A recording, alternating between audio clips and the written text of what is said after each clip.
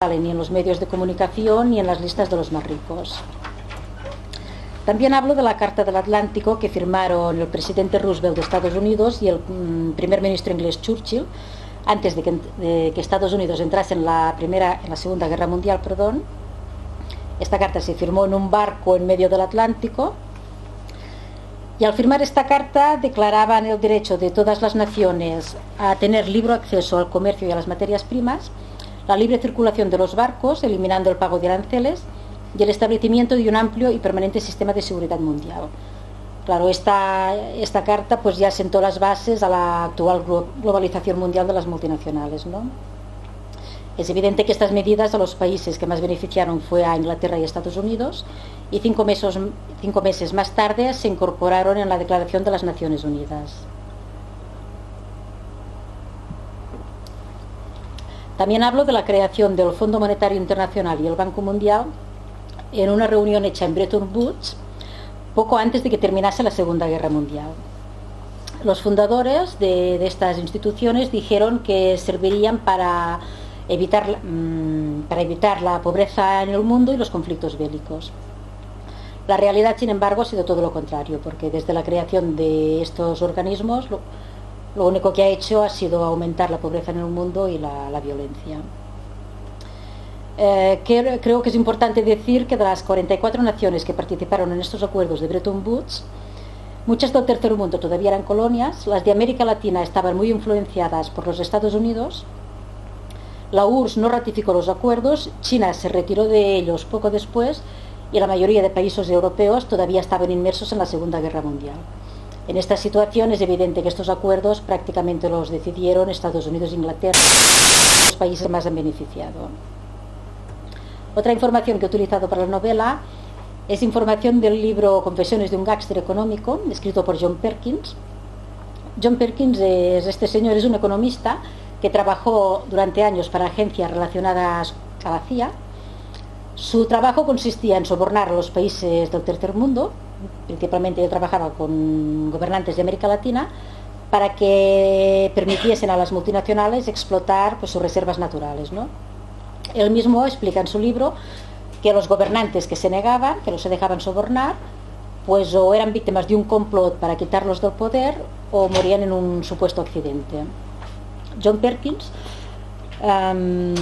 terminó abandonando su trabajo y actualmente es un activista que está denunciando la colonización del mundo que están haciendo los Estados Unidos y las multinacionales.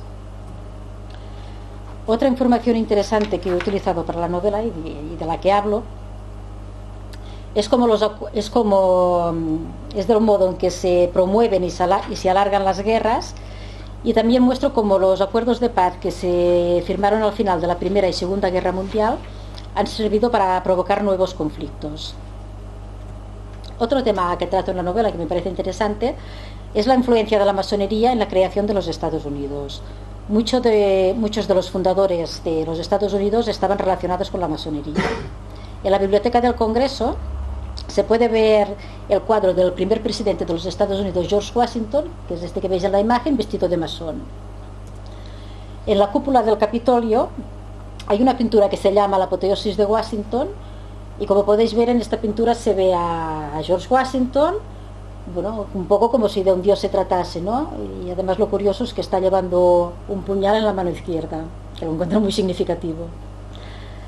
También es curioso que Albert Pike, que fue soberano gran comendador del rito escocés de los Estados Unidos, fue miembro del Ku Klux Klan, fue el único militar que luchó con el ejército confederado durante la Guerra Civil de los Estados Unidos, y es el único que tiene una estatua pública en Washington, que es la que podéis ver, y además en esta estatua no figura como militar sino como masón.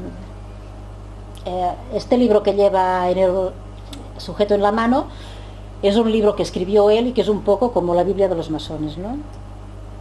Otra curiosidad es que la Basílica de San Pedro del Vaticano y el Capitolio de los Estados Unidos tienen el mismo estilo arquitectónico, y además los dos están encarados a un obelisco que es el símbolo del dios egipcio Ra. El obelisco de Washington es el monumento dedicado a George Washington. También hablo del simbolismo del gran sello de los Estados Unidos. En una cara se puede ver una águila que representa a los Estados Unidos, En una mano sujeta un ramo de oliva, símbolo de la paz, y en el otro un ramo de flechas, ¿no? Esto significa que Estados Unidos quiere mantener la paz con su poder militar, cosa un poco contradictoria. En el otro lado del gran sello de los Estados Unidos se puede ver una pirámide truncada de 13 escalones que simbolizan los 13 estados iniciales de los Estados Unidos, con el ojo de la providencia encima, que es el símbolo de Dios. Hay unas inscripciones latinas que significan aprobar las cosas que se han iniciado y nuevo orden de los siglos, de una simbología claramente masónica.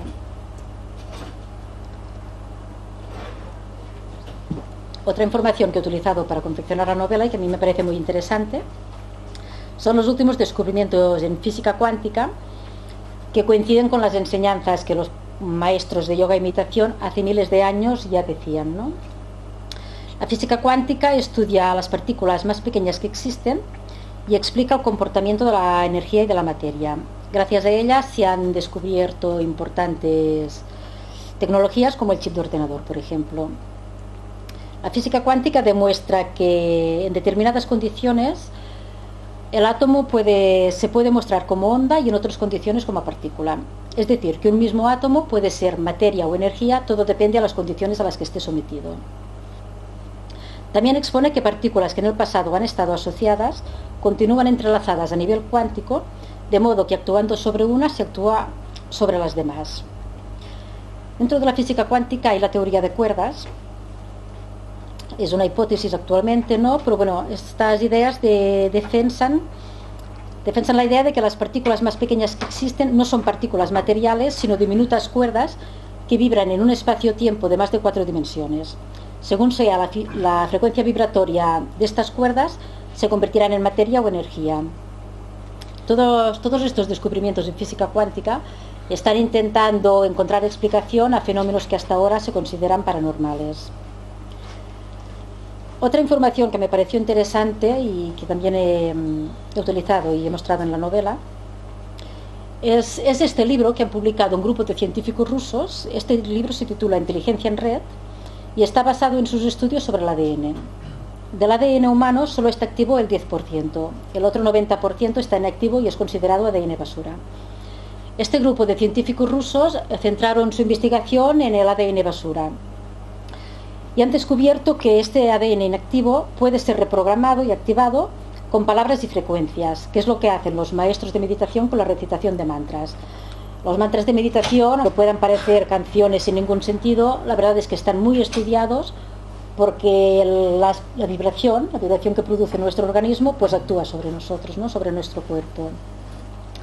Estas investigaciones de este grupo de científicos también avalan la hipótesis de que la mente humana puede influir sobre el clima del planeta, ya que emite ondas de la misma frecuencia vibratoria del planeta, conocidas como resonancia Schumann.